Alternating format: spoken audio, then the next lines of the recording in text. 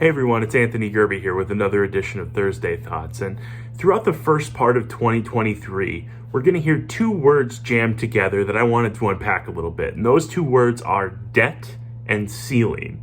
So you're probably going to hear at some point this year that Congress is going to need to vote to raise the debt ceiling, and whether they will or not, or how that happens, is up in the air. Before I go any further, if you haven't already, please subscribe to our channel. It does help us out.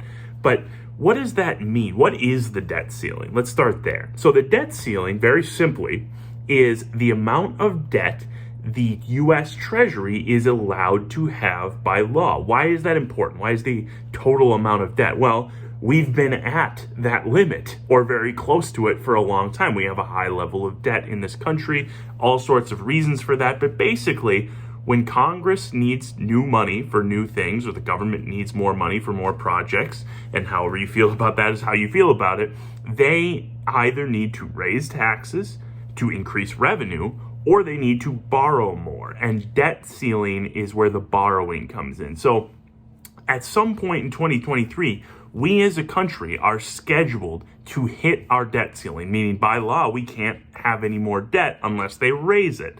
Now, there's been a lot of posturing around this issue in the past, and how it relates to the economy and the markets is the more arguing, the less efficiently this debt ceiling raise gets done. And we do think it will get done. We don't know to what extent yet.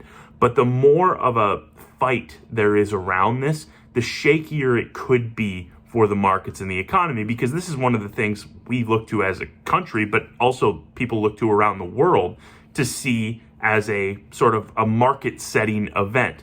Will the U.S. government continue to borrow more money? We think the answer is yes, they will. How you feel about that, again, is going to be mixed depending on where you might be coming from.